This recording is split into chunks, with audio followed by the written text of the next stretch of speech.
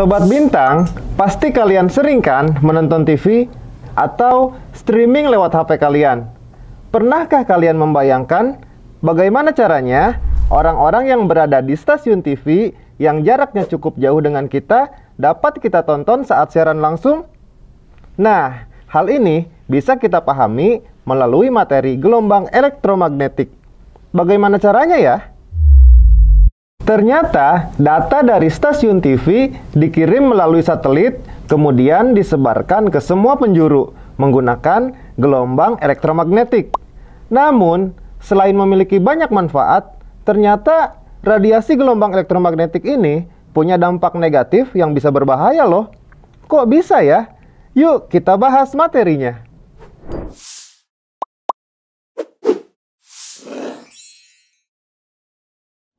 Assalamualaikum warahmatullahi wabarakatuh.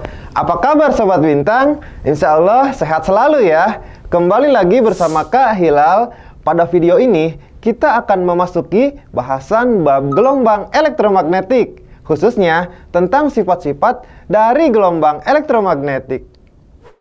Gelombang elektromagnetik tersusun atas perambatan medan listrik E dan medan magnet B yang saling tegak lurus pada arah yang sama.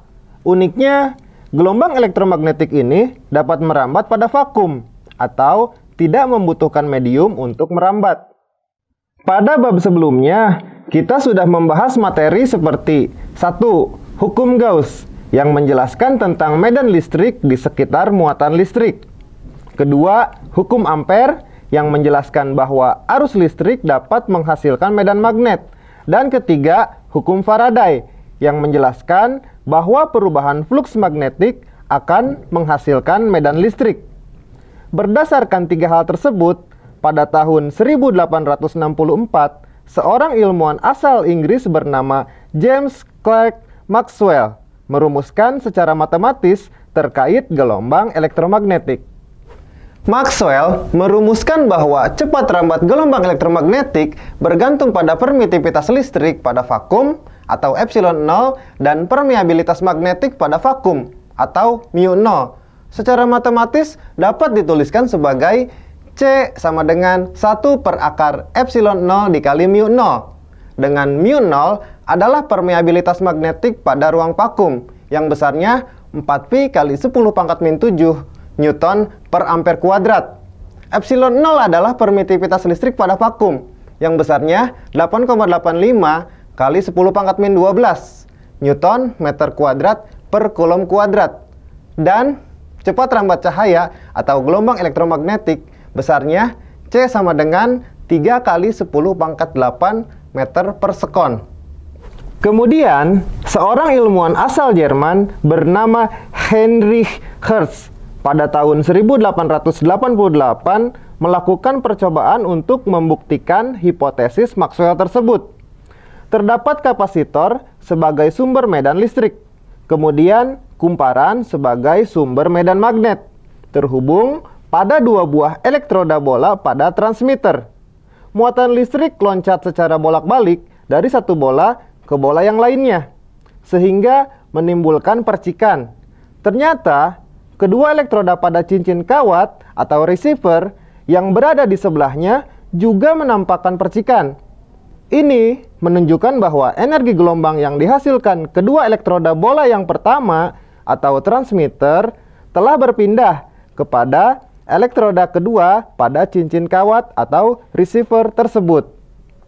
Kemudian, dihitunglah kecepatan dari gelombang elektromagnetik tersebut dan hasilnya mendekati hasil perhitungan dari hipotesis Maxwell, yaitu sekitar C sama dengan 3 kali 10 pangkat 8 meter per sekon.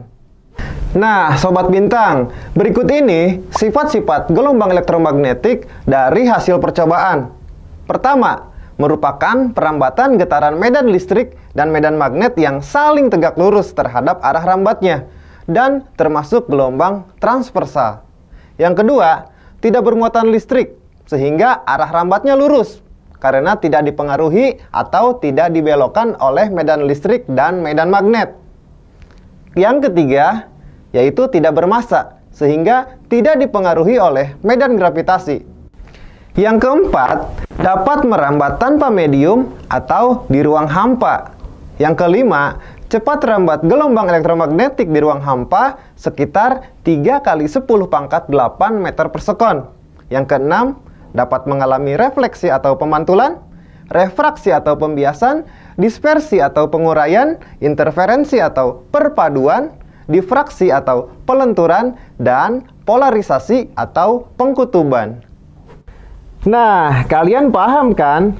Alat komunikasi seperti smartphone atau alat informasi seperti TV dan radio adalah beberapa contoh alat yang menggunakan pemanfaatan dari sifat-sifat gelombang elektromagnetik. Oke Sobat Bintang, sekian dulu ya pembahasan kita tentang gelombang elektromagnetik mengenai sifat-sifat gelombang elektromagnetik. Selanjutnya, kita akan mempelajari spektrum dan kegunaan jenis-jenis gelombang elektromagnetik. Jangan lupa tonton videonya ya. Sampai jumpa. Wassalamualaikum warahmatullahi wabarakatuh.